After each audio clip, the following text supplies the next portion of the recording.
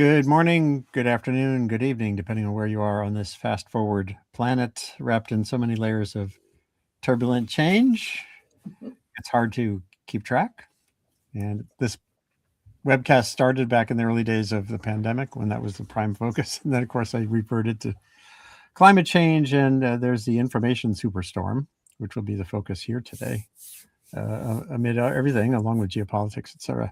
I'm Andy Revkin. I'm coming to you from way down east in Maine.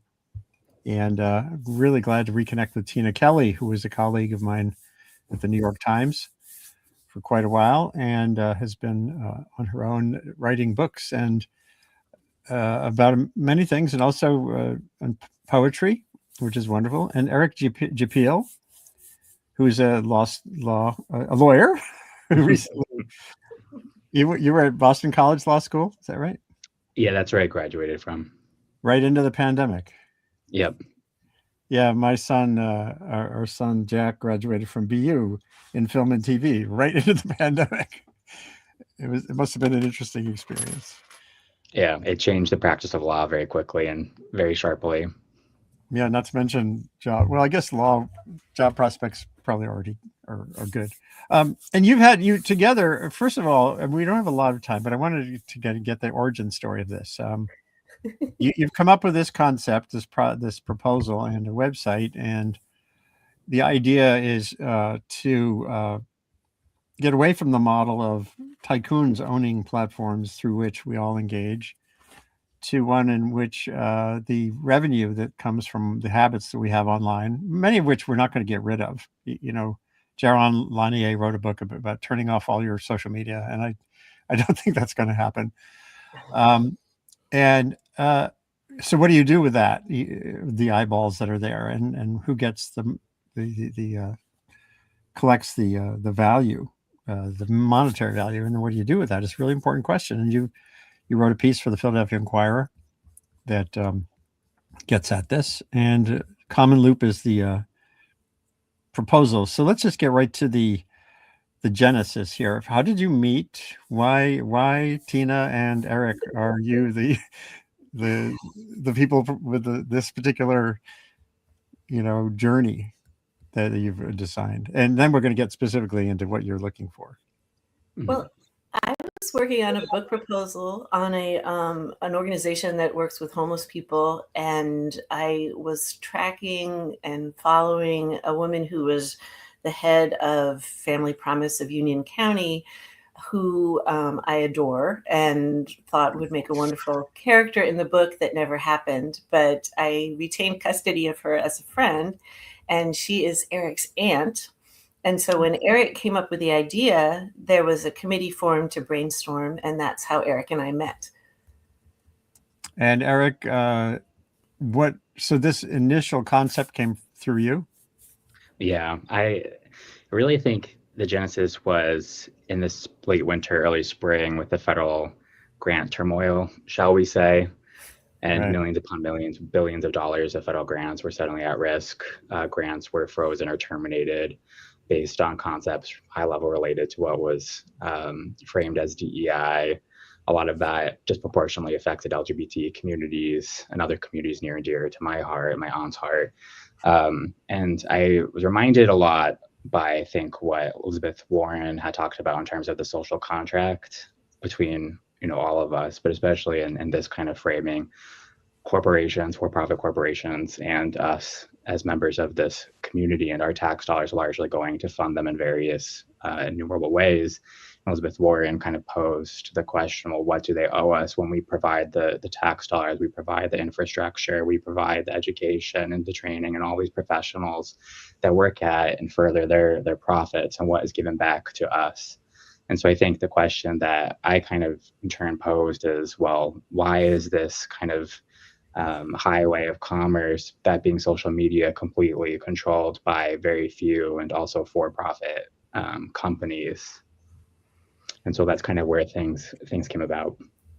And have you started to utilize your legal background in probing both the possibilities and limits? The limits are significant, again, because this isn't like the airwaves. The Federal Communications Commission kind of doles things out and has regulations, but is there some aspect of internet commerce and dynamics that's outside hard to kind of build that social pipeline around?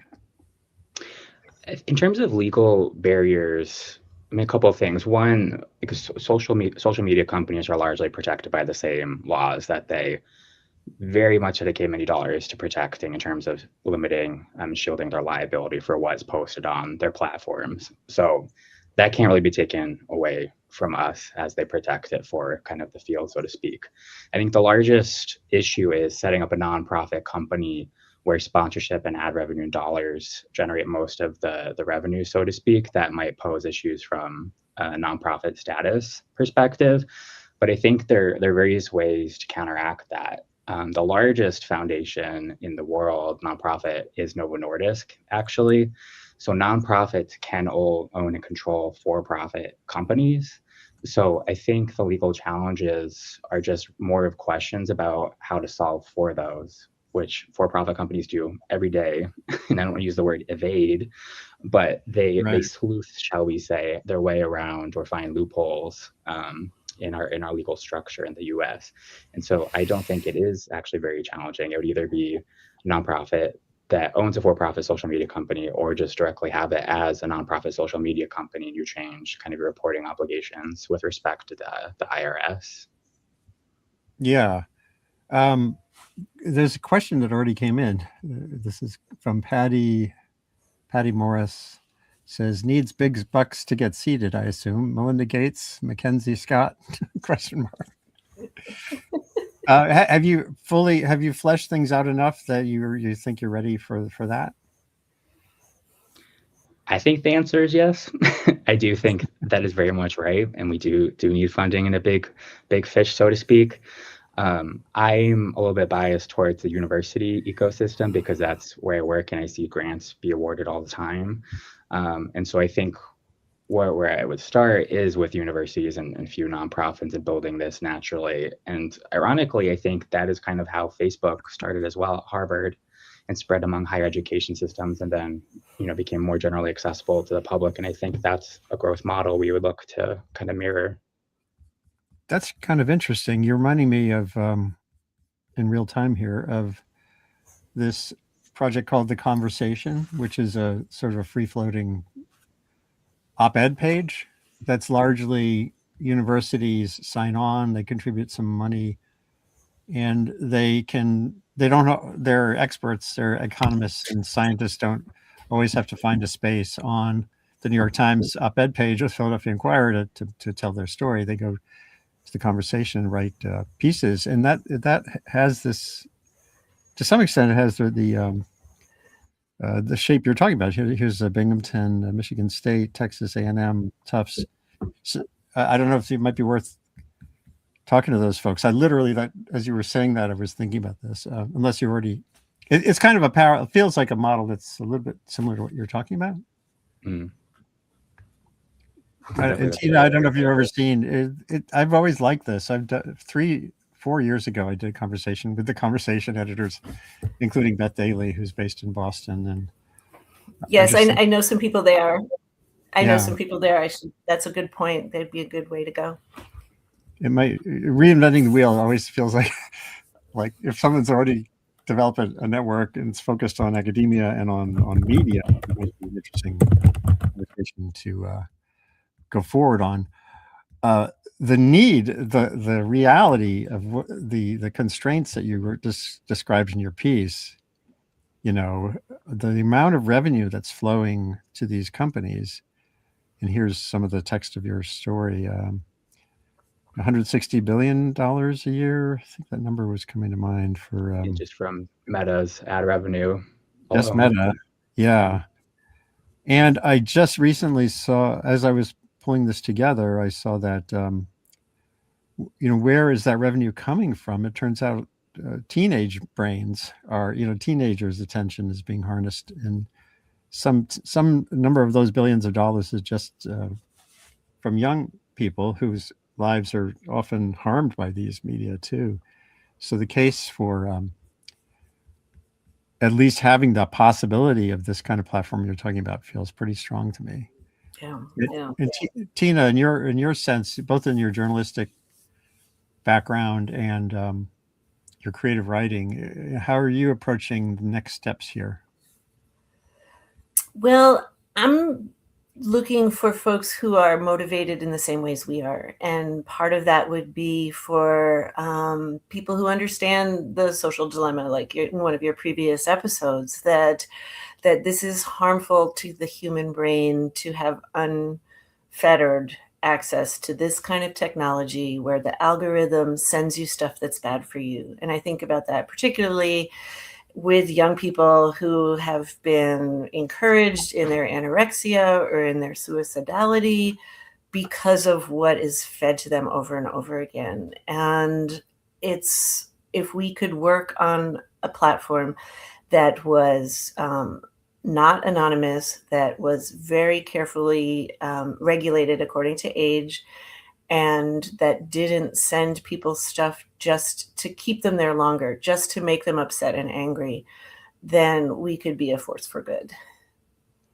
It sounds, again, this sounds valuable to me. There are other organizations that have gotten into the mix, and I reached out belatedly to folks at the Electronic Frontier Foundation, which has been around for a few decades, trying to kind of create some semblance of a humane and legal rights possibilities in this arena for users and people who have been used.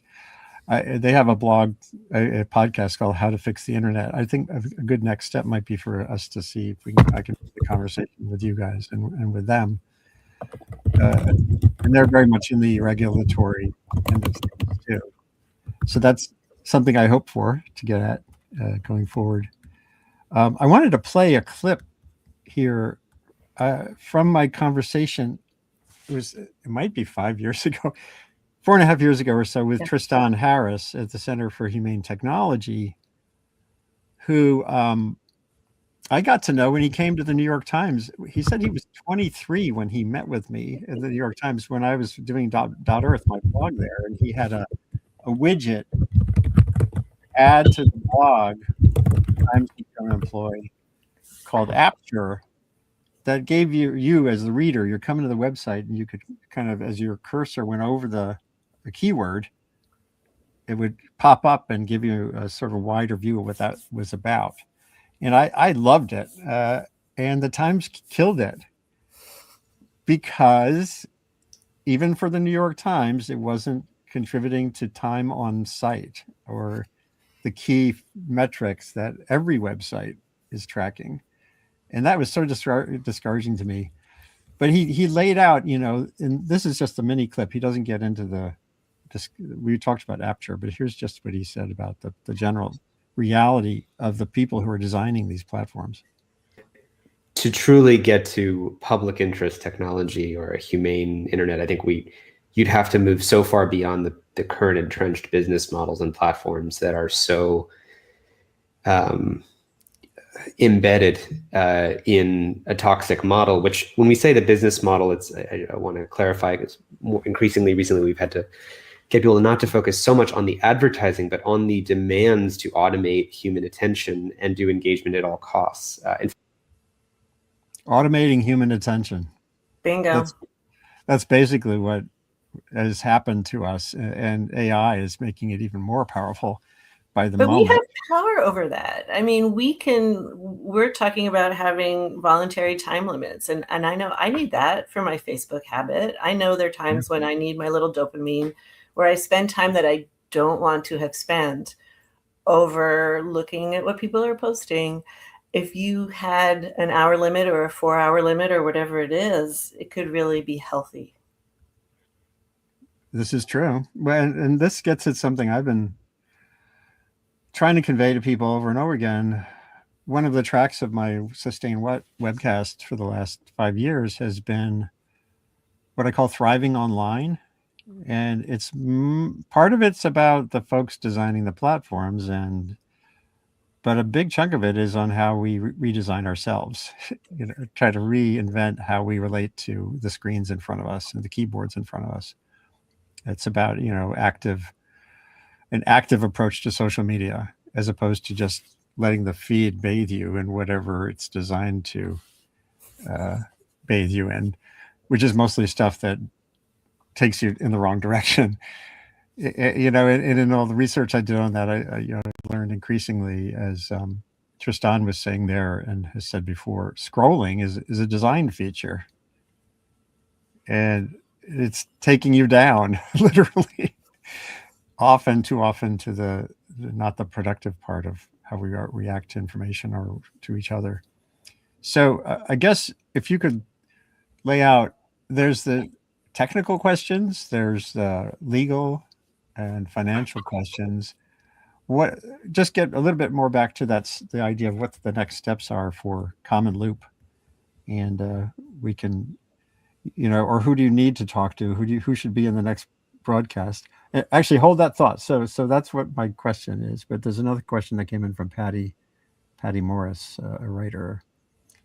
She says, I love the idea that you could deploy helpful and fun scrolling instead of unrealistically urging people to just not scroll. I think that's actually, where it has to go. We're not it's like with climate change, with climate technology. People are not good at less, but you can change the forward trajectory. So that maybe a quick reaction to her, and then I'll repeat my question. It's true. It's like we don't want to do what's good for us. We don't want to eat our vegetables. But if we can create technology where the end result is we're doing what's good for us, then that's ideal. Absolutely. So I guess, again, getting back to your manifesto, where do we go from here? What would be your ideal next steps? You had the Philadelphia Inquirer piece, and it's now on my blog. It's a couple other on your commonloop.org. What feels like the way to get this on a track toward actualization? Maybe Eric first. I mean, I think what I envision is we need strong financial backing, not at a scale to, compete with Facebook immediately, but enough to launch and hire a team to kind of build the platform, bare bones, kind of pilot and test it in kind of an enclosed environment. And I think I do envision that, again, as with maybe a few universities or other nonprofit partners at its inception. Students are very, very motivated, I think, to change the world, because they're not jaded, as much jaded yet, but they have abundance of time and dedication to projects like this. So I think university system, again, it's where Facebook was born and grew. I think it is probably the way to go, but to do that, we do need funding. And Tina and I, of all the organizations we've talked to thus far, and some of them are very prominent ones, people are very enthusiastic about this approach. So I think it would be finding a donor or submitting a grant proposal to something. Andy, you had mentioned the Gates Foundation. I think that would be, exactly the kind of partner we're looking for to fund this kind of initial next step and just getting the word out. Yeah.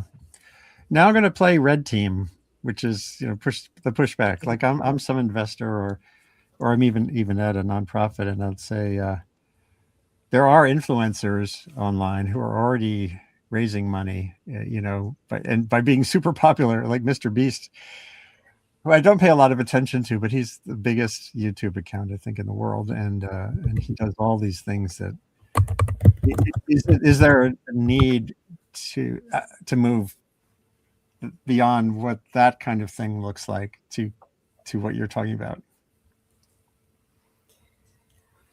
Well, it's about the revenue. It's about the revenue that aspiring trillionaires are getting when the other causes need the revenue more. And I think the end users understand that. I think advertisers understand that. I think advertisers understand that some people hate the social media that they're on, and they a beloved social media platform where people sign up and say, yes, I want to be advertised to on this particular topic. You could change that particular topic over time. And you could use local advertisers, small businesses, places that people want to donate their money to and donate their spending to. And if that's where your social media energy is going, then that's a good thing. Right. So you get that the vibe of the place where your ads show up is positive, not tainted.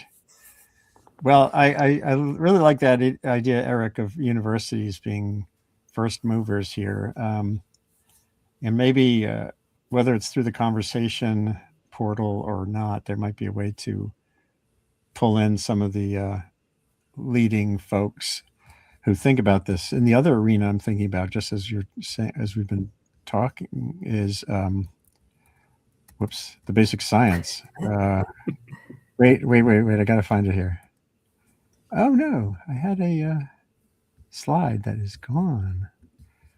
Let me see. I know I've got. Oh yeah, right here. Sorry to flash so many things at you. Technology is our friend. It can be, but yeah, there was a paper, research paper several years ago, making the point that this entire universe we're talking about is also a research dark black hole.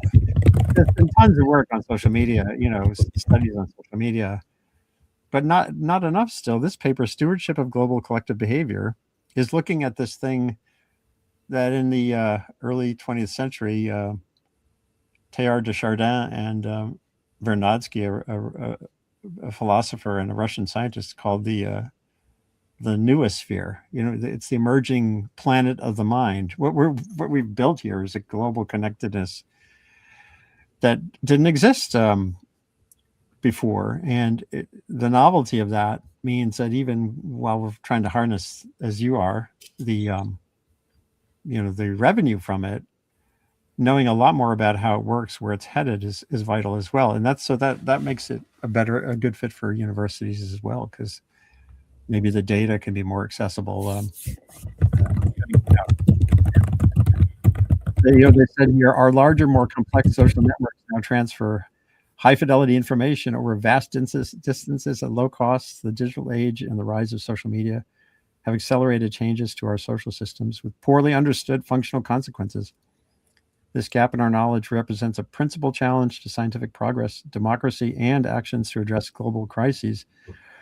We argue that the study of collective behavior must rise to a quote-unquote crisis discipline, just as medicine, conservation, and climate science have, with a focus on providing actionable insight to policymakers and regulators.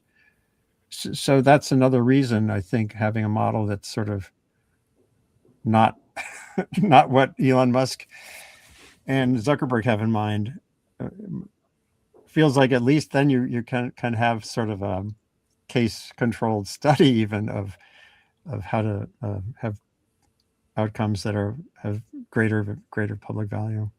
Yeah. I would say a few things on that, Andy, if I can. Yeah, absolutely. One, this is a public health crisis, I think, in a lot of ways, and I think there are top public health schools recognizing that and interested in engaging in this topic and being part of the solution, so to speak. I think it's also surprising that countries like China have more regulation and protections being put into place than we do. China recently passing a regulation that social media influencers can't speak on certain sensitive topics without having some kind of credentialing or degree in the field for which they are commenting on, like finance, health, public health, things like that. And I think what Tina are talking about and what's different from other ideas that might exist currently is we're not trying to argue that we should disavow for-profit companies. I think it's very important to kind of make that point. We want to posit a new kind of relationship where we can kind of tie their corporate ad dollars to our mission, and especially interacting with users. So Mr. Beast, these other people might have their own initiatives, but I think it's important that no one person or institution chooses what happens with that much economic power.